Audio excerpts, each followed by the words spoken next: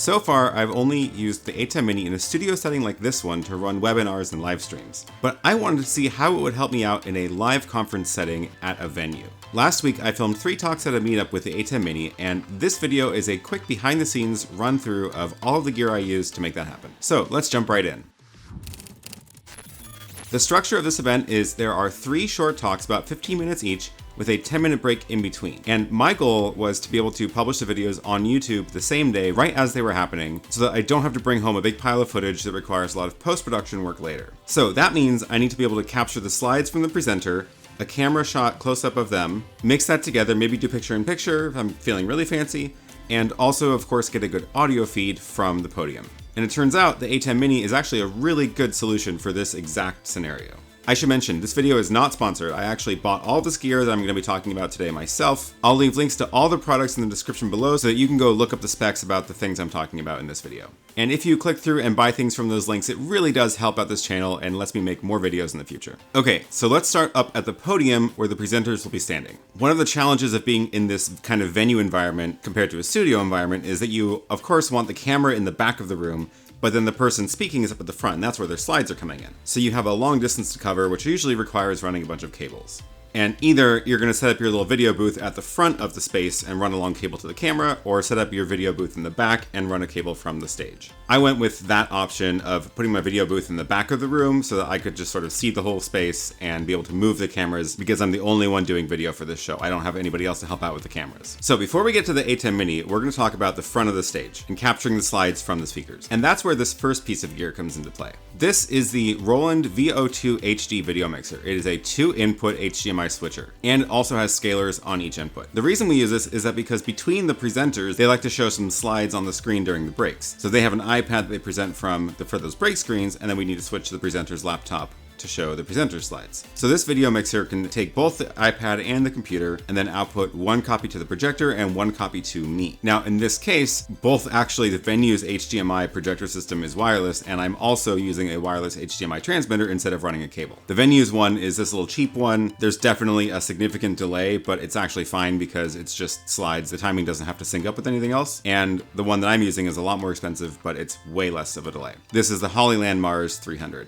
So that's how I get the slides from the presenter to the back of the room where I'm sitting. Next up is audio. So this venue doesn't actually have a built-in audio system. Instead, they have this PA speaker that they just sort of sit next to the podium. And they have a podium mic that sits on the table that just connects directly to that. Now, for a while, I was trying to tap into the output of that PA, but I also ended up having a lot of interference issues and ground loops that I couldn't figure out. And we don't actually have a lot of time to set this up once we get here. We only have about a half hour. So I don't really have time to troubleshoot this because I basically just have to get it up and running immediately. So I gave up on that option of trying to get an actual direct feed from their microphone, and instead, I actually take my own lav mic and I just clip it next to the podium microphone. It looks a little bit silly because there's 2 little microphone heads on the stand, but it does work. And this is actually the Rode Wireless Go, which is again a fantastic wireless microphone that I've been using for all sorts of things. So that's it for the front. Let's move to the back of the room now, where my video booth is set up on this very official looking chair. We didn't have a table of the right size, so I just took a stool and I set my stuff up on that. It's silly, but it worked. So this is where I have the ATEM Mini, which is of course controlling everything. I have the Hollyland Mars receiver plugged into that to get the slides from the front. For this event, I used 2 cameras. I have them actually both on the same tripod because I also didn't want to have to bring a bunch of tripods and deal with all of that mess. So I've got this little bracket which I can set on the tripod and then put 2 cameras on that. These cameras are the Canon Vixia R500. They are not great cameras, but they are okay. They are very small, which is nice, and they are also very cheap. I might try using something a little fancier in the future, like maybe my Sony RX100. We'll see. These 2 get the job done though. So one camera is zoomed in close to get a close shot of the speaker. The other camera is zoomed way out to get a shot of the whole room, where you can also see the slides in the room. The Rode Wireless Go is actually connected to one of these cameras, and the reason I do that is because I actually want a backup recording. So if it were plugged into the ATEM Mini, I wouldn't have any way to record that audio feed.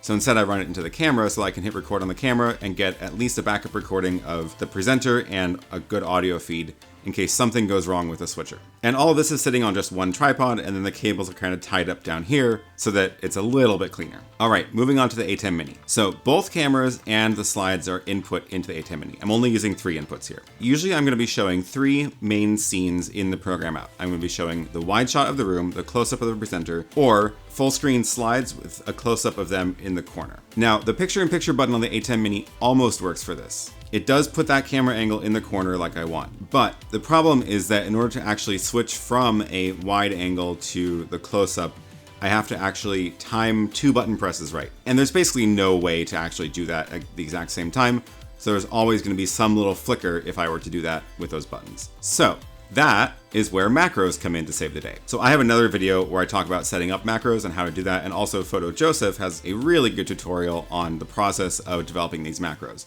I highly recommend going and check out those 2 videos. I'll leave a link in the description below. But the short version is that I made macros to switch between all of these scenes that I want.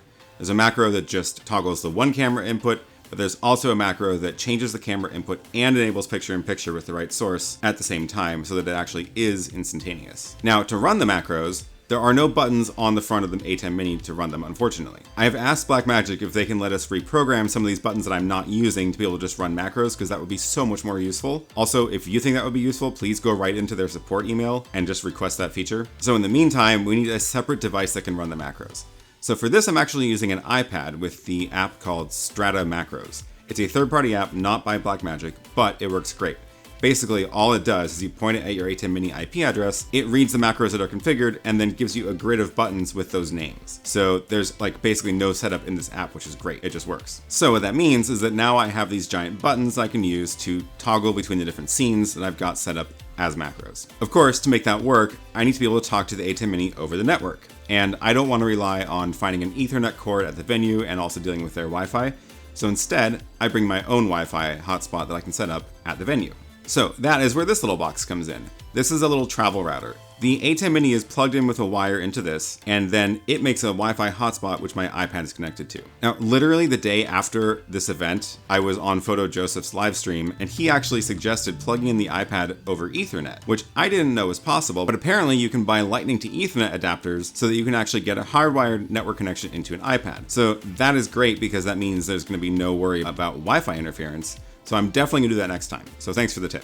So anyway, once this is set up, now you can press these buttons on the iPad and toggle the macros in the ATEM Mini. And that, of course, sends the HDMI out into my recorder, which is this Blackmagic Video Assist. I really like this thing. It does a great job. It records to SD cards, and it's also a nice little monitor. And you might notice I'm actually not using a laptop in this because I don't want to rely on my laptop to do the encoding and also blasting a fan noise the whole time. And we're not live streaming this, so I just need to record that HDMI feed. One of the things I'm actually not super happy about this setup is how many power bricks there are.